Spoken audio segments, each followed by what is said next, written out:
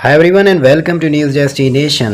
नहीं नहीं नहीं नहीं नहीं hi everyone and welcome to WWE wrestling world. तो नाम मैंने चेंज कर दिया है। अच्छा जब बुरा है कमेंट सेक्शन में बता देना। तो अपडेट्स की तरफ चलते हैं। हेडलाइंस आज देने वाला नहीं हूं, जो कुछ थंबनेल में आप देख चुके हैं। इसके अलावा भी अपडेट्स होने वाली हैं, तो अगर चैनल पर न्यू हैं तो सब्सक्राइब ज़रूर कर देना। यहाँ आपको रेसलिंग से जुड़ी लेटेस्ट अपडेट्स और रूमर्स मिलती रहती हैं। सबसे पहले बात कर लेते हैं जॉन मॉरिसन के बारे में। तो इस वीक की AEW डायनामाइट पर इन्होंने जोकर की स्पॉट पर डेब्यू की है। अनफॉर्चुनेटली अपना पहला मैच तो ये जीत नहीं पाए, मगर इन्होंने AEW में अपना अपीयरेंस ज़रूर दे दिया है। यहाँ आपको एक बात बताता चलूँ, इन्होंने अभी तक AEW के साथ साइन नहीं किया है। मतलब ये कुछ मैचेस के लिए अपेयर ज़रूर होंगे, और अगर AEW इनकी परफॉर्मेंस से इम्प्रेस होती है तो शायद इनको साइन भी कर ले। एक और इंटरेस्टिंग सी बात बताता चलूँ इनके बारे में। AEW ने अपने ऑफिशियल ट्विटर अकाउंट पर इनकी डेब्यू की वीडियो शेयर की थी, और मज़े की बात यह है कि उन्होंने टैग जॉनी गार्गानो को कर दिया था। मतलब ये जॉनी ड्रिप तो ज़रूर है, मतलब जॉनी गार्गानो तो नहीं है, और इनका जो न्यू नेम है वो जॉनी इलीट है। तो ये थोड़ी सी इंटरेस्टिंग सी अपडेट थी इनके बारे में। तो अब बात कर लेते हैं RK Bro वर्सेस ऊसोस के tag team title unification match के बारे में। तो यहाँ पर मैं आपको एक स्पॉइलर देने जा रहा हूँ।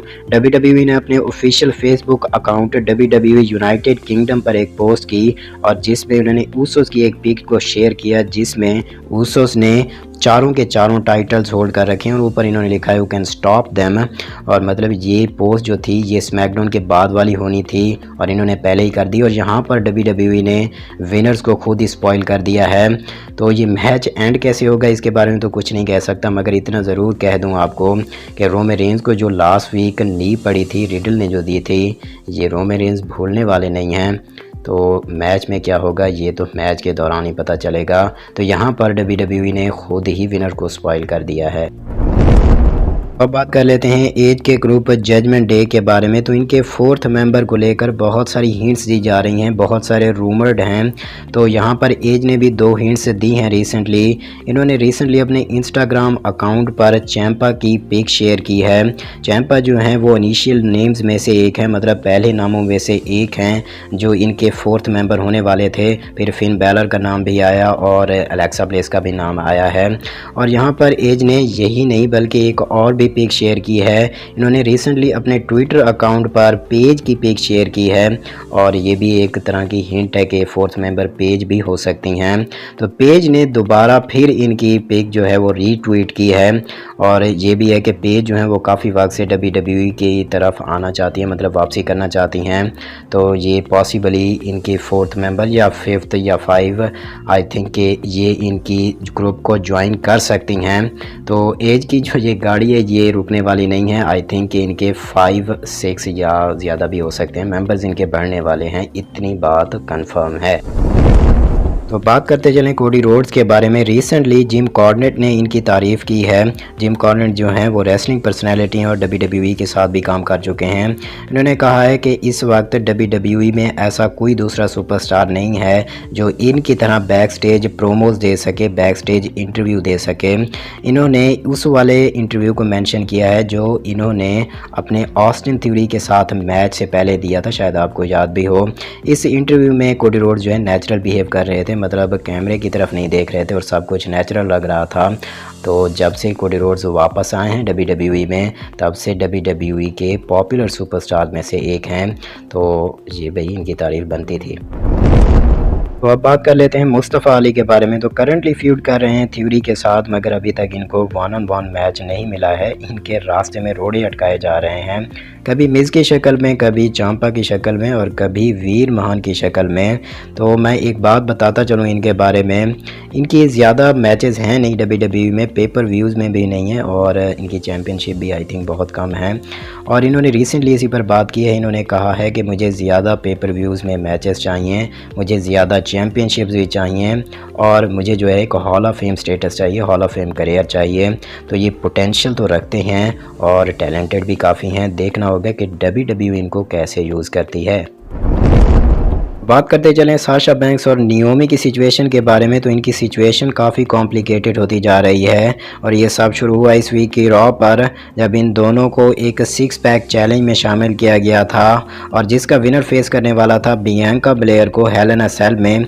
मगर ऐसा हुआ नहीं क्योंकि इन दोनों ने वॉकआउट कर दिया, मतलब ये शो छोड़ कर ही चली गई थी। और इसके पीछे WWE के ओरिजिनल प्लान्स आपको बताता चलूँ। ओरिजिनल प्लान्स के मुताबिक नियोमी इस मैच को जीतने वाली थी और फेस करने वाली थी बियांका ब्लेयर को हेल इन अ सेल में, और दूसरी तरफ साशा बैंक्स फेस करने वाली थी रोंडा राउजी को स्मैकडाउन वुमेन्स टाइटल के लिए।